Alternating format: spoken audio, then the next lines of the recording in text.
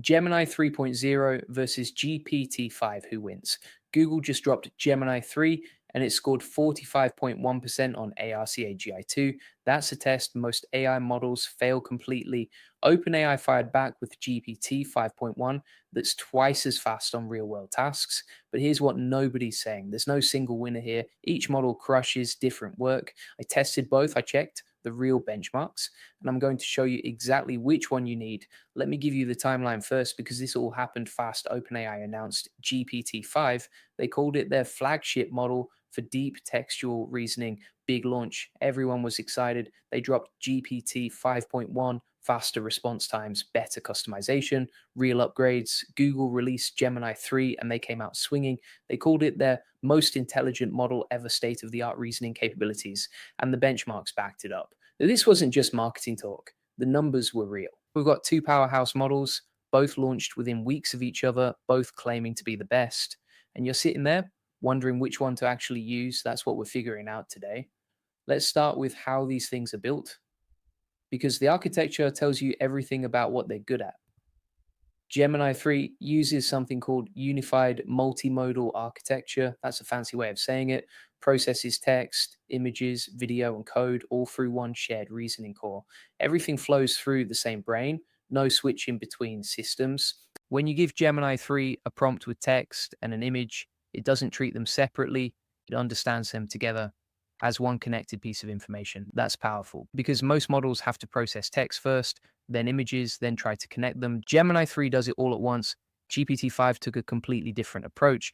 OpenAI focused hard on deep text reasoning. They wanted the absolute best narrative coherence for long form writing. They wanted perfect logical flows. So they built for that first. Then they added multimodal capabilities on top using multiple tools. And here's what that means in practice. When GPT 5.1 handles a task with mixed media, it's calling different systems, one for text, one for images, then it combines them. It works, but it's not native. It's not built into the core the way Gemini 3 is. The impact shows up in speed. Gemini 3 delivers complete multimodal outputs 40% faster than GPT 5.1.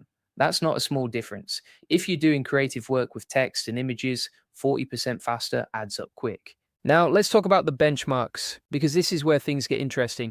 Gemini 3 has a mode called DeepThink, and it crushed some of the hardest tests ever made. On Humanity's last exam, it scored 41%. Let me explain what that means. This test is designed to be extremely difficult.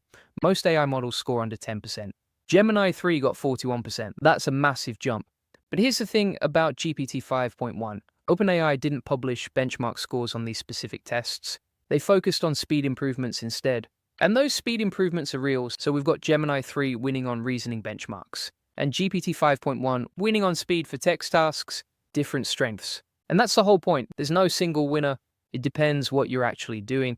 Let's get into real-world performance, because benchmarks only tell you so much. What matters is how these models perform when you're actually building something, when you're writing code, when you're solving real problems. Gemini 3 has been integrated into a bunch of coding tools. GitHub Copilot, Cursor, JetBrains, Replit, and third-party testing shows 35% higher accuracy in software engineering challenges compared to Gemini 2.5 Pro. That's a big improvement. Code resolution is better, fewer bugs, better suggestions.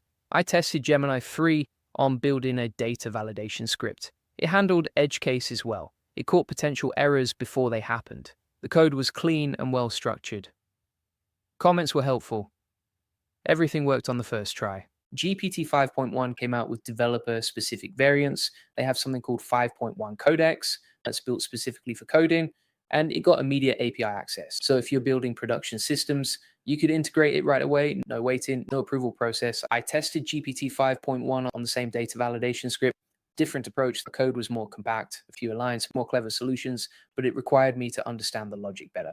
Gemini 3's code was more readable. GPT 5.1's code was more efficient. Trade-offs. For debugging, both models are strong. I gave them a broken API integration with authentication issues. Gemini 3 found the problem in the token refresh logic. Clear explanation, step-by-step fix. GPT 5.1 found the same issue, but also suggested architectural improvements. It went deeper into why the problem existed in the first place. Now, here's something critical: access, because it doesn't matter how good a model is if you can't use it. Gemini 3 Pro is available right now in multiple places. You can use it in Gemini CLI if you have an AI Ultra subscription. You can use it in Firebase AI Logic if you're on the Blaze plan. It's in Vertex AI, it's in Gemini Enterprise. But Gemini 3 DeepThink, which is the version with those insane benchmark scores, requires AI Ultra subscription. If you have AI Pro or other tiers, you're on a wait list. So the best version isn't available to everyone yet. GPT 5.1 is rolling out to paid users first. If you have ChatGPT Plus Pro Go or Business, you're getting it. Then free users get access after. Enterprise and education customers get a 7-day early access toggle. They can turn it on before everyone else. So both models have some kind of tiered access. Neither one is just freely available to everyone in its best form. That's important to know. Back to the comparison. Let's talk about pricing, because this affects your decision if you're running real workloads. Gemini 3 Pro costs $2 input and $12 output per million tokens if you're using up to 200K context.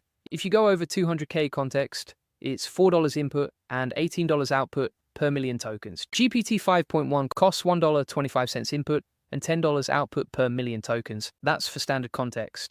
So GPT 5.1 is cheaper on the API side. Not by a huge amount, but if you're processing millions of tokens, it adds up. For consumer access, both Gemini Advanced and ChatGPT Plus are priced around $20 a month. That gets you access to the best models, higher usage limits, premium features, pretty similar offerings. But here's what matters more than price: which model actually fits your workflow. Because paying less for a model that's slower at your specific tasks costs you more in the long run. Your time has value. If a model saves you 10 hours a month, paying an extra $5 is nothing. Let me break down when to use each one. Choose Gemini 3 for multimodal integration.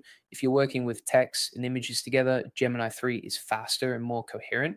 The outputs make more sense. Everything connects better. I use it for creating content that mixes writing and visuals. Choose Gemini 3 for structured output workflows. If you need consistent formatting, precise structure, technical documentation, Gemini 3 delivers. It follows instructions exactly. No random variations, no weird formatting breaks. Choose Gemini 3 for tasks requiring synchronized text image processing.